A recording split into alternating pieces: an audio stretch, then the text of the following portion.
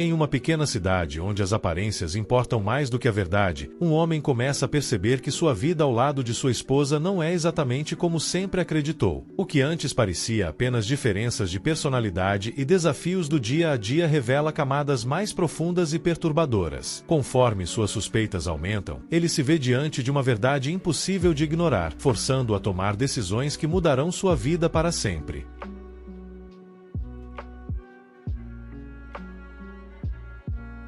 Deixei os papéis do divórcio. No balcão, agora ela é o assunto da cidade, e não no bom sentido.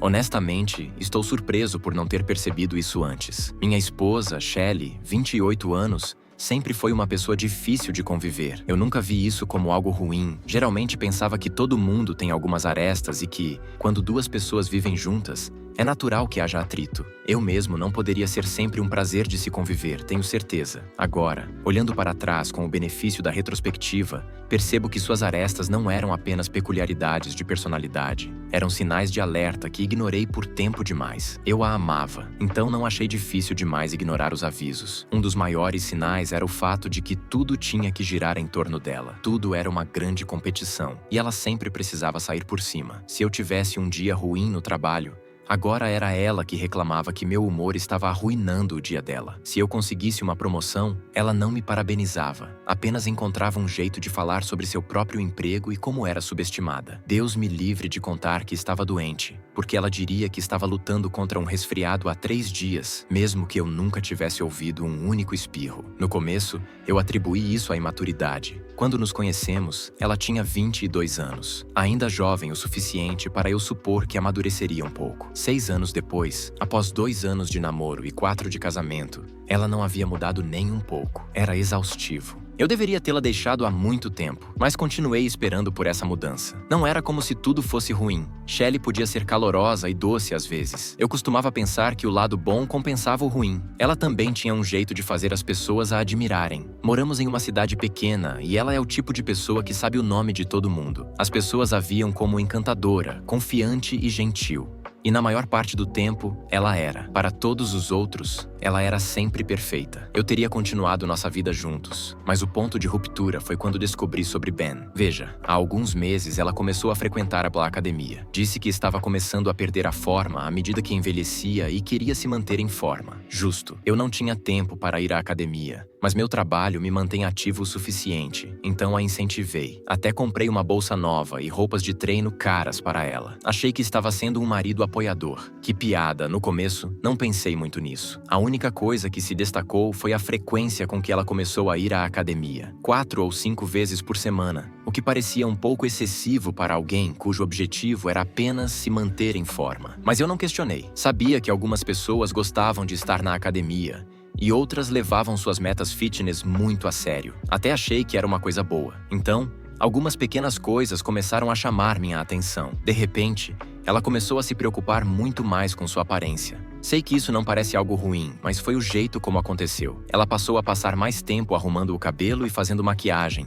mesmo quando não estava indo trabalhar. O que me pareceu estranho foi que ela se preocupava tanto com sua aparência antes de ir para sua academia, onde suaria por 1 hora. Por um tempo, também ignorei isso. Achei que fazia parte do novo foco dela em sua aparência. Estava se esforçando na academia para ficar em forma. Então não era absurdo pensar que estava apenas se orgulhando mais da própria imagem. Mais uma vez, eu estava arrumando desculpas para ela. Mas então, começaram as mensagens de texto tarde da noite. Isso começou logo depois que ela entrou na academia. No começo, não pensei muito nisso. Shelley sempre foi apegada ao telefone, rolando redes sociais, mandando mensagens para amigas ou assistindo vídeos aleatórios. Mas isso era diferente. Agora ela estava rindo e dando risadinhas com o telefone na mão. Por mais bobo que pareça, o que realmente me alertou foi que ela parou de me mostrar vídeos no telefone. Antes, se achasse algo engraçado, me mostraria ou mandaria para mim. Quando parou de fazer isso, comecei a achar que algo estava errado. Na noite passada, a curiosidade falou mais alto. Estávamos na cama, eu lendo um e-book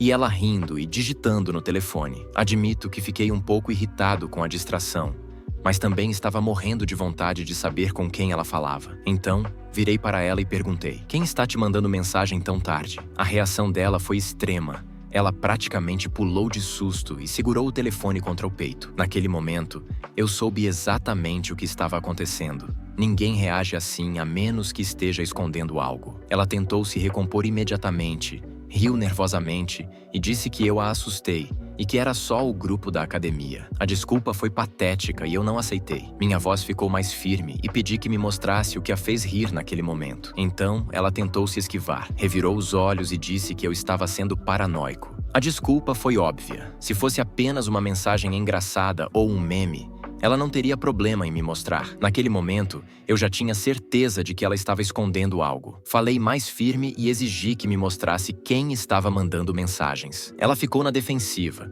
pronta para gritar comigo, mas eu a cortei. Disse que, se não me mostrasse o que estava no telefone, nosso relacionamento acabaria ali. Ela ficou em silêncio.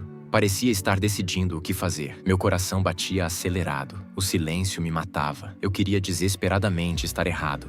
Mas cada segundo tornava tudo mais real. Ela estava me traindo. No final, ela não disse nada, nem me mostrou o telefone. Apenas começou a chorar. Quando fez isso, senti como se tivesse murchado. Não tive nenhuma pena de suas lágrimas. Meu coração apenas se partiu pelo que elas significavam. Ela estava definitivamente me traindo. Xinguei e ela começou a repetir que estava arrependida. Disse isso repetidamente até me irritar. Só para fazê-la parar, perguntei quem era e há quanto tempo isso acontecia. A resposta dela encaixou todas as peças e me fez perceber o quão idiota eu tinha sido. Ela me contou sobre Ben. Ele era um cara que ela conheceu na academia. No começo, a relação deles era apenas amigável. Ele dava algumas dicas de treino. Depois, começou a corrigir a postura dela. E foi aí que ele ficou mais tátil. A partir daí, começaram a flertar. Ela jurou que não tinha passado disso. Não acreditei. Peguei o telefone da mão dela. Ela gritou para eu devolver, mas ignorei. Não precisei procurar muito. Estava tudo ali. A última mensagem dele tinha chegado há poucos minutos. Ela estava flertando com ele enquanto estava deitada ao meu lado. Eu a encarei, segurando o telefone. "Você dormiu com ele?" Minha voz saiu mais fria do que eu esperava. Eu estava furioso, mas surpreendentemente, minha voz estava firme. Ela chorou silenciosamente e pediu desculpas de novo. Me levantei, peguei um cobertor e saí do quarto. Antes de sair, ela jogou uma última carta. "Foi sua culpa", gritou amarga. "Você não se esforçou no nosso relacionamento. Eu teria rido se não estivesse tão chocado. Que esforço. Component placement", pensei. O esforço de me enganar? Pela primeira vez, vi Shelley exatamente como ela era. E naquela manhã, fui direto a um advogado. Atualização. Boa noite. Bem, eu fui para casa à tarde, mas apenas para pegar minhas coisas. Saí antes que ela chegasse e fui ficar com meu irmão fora da cidade. Na noite anterior, decidi que não iria apenas me divorciar dela, mas cortaria todos os laços completamente. Eu não daria a ela a chance de se fazer de vítima nessa situação. Ela começou a me ligar por volta do horário em que teria chegado em casa. Ignorei as primeiras ligações, então ela começou a mandar mensagens. No início, ela foi gentil, perguntando onde eu estava e dizendo que precisávamos conversar. Quando não respondi, ela mudou de tom. Agora, ela me chamava de covarde, dizendo que eu estava fugindo do nosso relacionamento. Eu estava desistindo de nós enquanto ela estava disposta a lutar. Clássica Shelley, sempre a vítima, nunca a causa. Depois,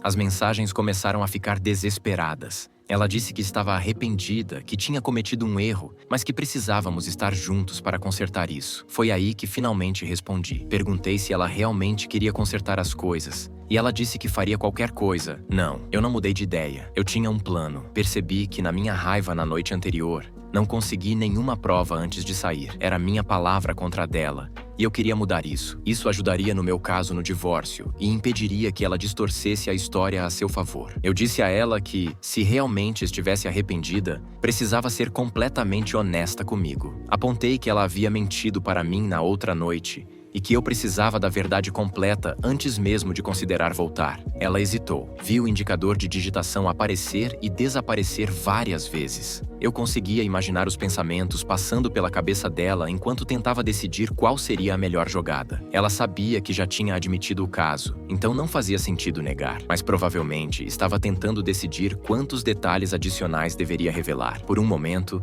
pensei que ela recusaria, mas ela mordeu a isca. Perguntou o que eu queria saber, e eu disse para contar tudo. Eu fingi estar machucado, como se quisesse perdoá-la, mas só precisasse de sua honestidade primeiro. E ela confessou tudo. Ela repetiu o que me disse na noite anterior, que começaram como amigos, depois ficaram íntimos e passaram a flertar. Afirmou que foi ele quem deu em cima dela e que ela tentou resistir. Não sei se realmente acredito nisso, mas já não importava tanto. A primeira vez que aconteceu foi no carro dele, no estacionamento da academia. Depois, virou um hábito. Eles se encontravam após os treinos. Às vezes no carro dele, às vezes na casa dele, quando o colega de quarto não estava. Ela afirmou que nunca pensou em me deixar por ele, que o que tinha com ele era apenas físico, que ele não era material para marido como eu era. A essa altura já tinha ouvido o suficiente. Bloqueei o número dela e quis seguir em frente. Mas isso não foi o fim, nem de longe. Shelley não tinha mais um meio direto de entrar em contato comigo, mas isso não a impediu de tentar. Primeiro, começou a ligar insistentemente para o celular do meu irmão,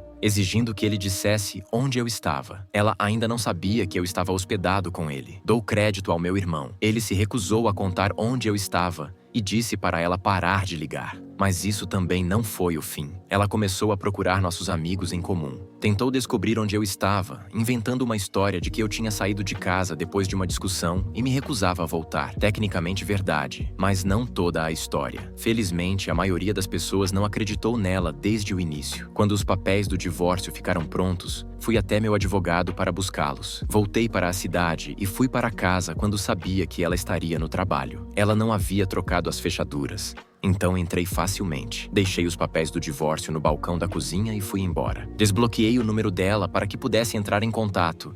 E algumas horas depois, recebi uma ligação furiosa. Ela estava histérica, exigindo que eu voltasse para casa para conversarmos. Disse a ela que não havia nada para discutir. Estávamos acabados. Ela precisava parar de incomodar nossos amigos perguntando onde eu estava e seguir em frente com sua vida. Sugeri que começasse contratando um advogado. Mas, claro, com Shelley nunca seria tão simples. Primeiro, insistiu que eu era o culpado pelo fracasso do casamento. Depois, ameaçou contar para todos na cidade que eu a tinha abandonado. Eu disse para ela fazer o que quisesse, contanto que assinasse os papéis. E ela fez o pior. Pelo que ouvi de amigos, ela contou a todos que me deixei levar por um motivo banal e a abandonei. Estava tentando controlar a narrativa. Felizmente, eu já estava à frente dela. Expliquei a situação para os amigos que entraram em contato comigo. Não omiti nenhum detalhe. Depois, enviei capturas de tela das mensagens dela confessando a traição. Em pouco tempo, ela virou o centro das fofocas. A conversa mudou de pobre Shelley traída pelo marido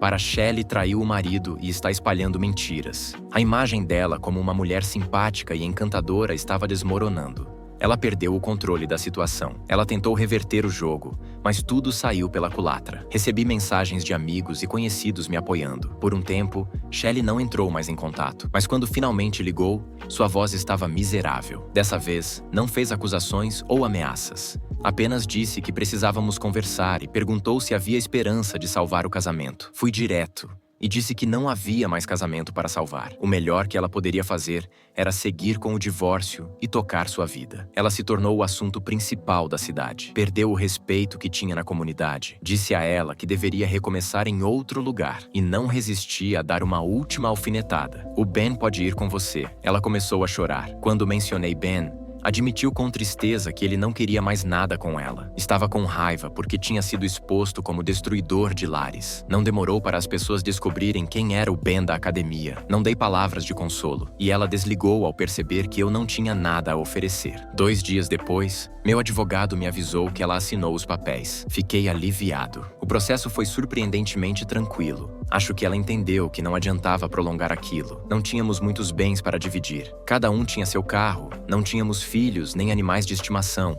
e o apartamento era alugado. Nenhum de nós queria continuar na cidade. Eu queria seguir em frente. Ela queria fugir. Ela nem pediu pensão. Acho que sabia que, se tentasse, eu usaria todas as provas contra ela. E eu teria usado. Quando o divórcio foi finalizado, me senti livre. Fiquei algumas semanas na casa do meu irmão, até encontrar um novo lugar e um novo emprego. Recomeçar assim parecia arriscado, mas valeu a pena. Não poderia viver numa cidade onde todos me olhavam com pena por causa da minha ex-esposa traidora. Levei 2 meses para me reerguer completamente. Consegui um novo emprego rapidamente e um apartamento só meu. Não ouvi mais nada sobre Shelley. Sei que ela se mudou, mas não sei para onde. Ninguém sabe. E sinceramente não me importo. Só sei que agora, quando mencionam seu nome, é com desprezo ou pena. Não sinto dó dela. Ela fez isso consigo mesma. E aposto que até ela admitiria isso.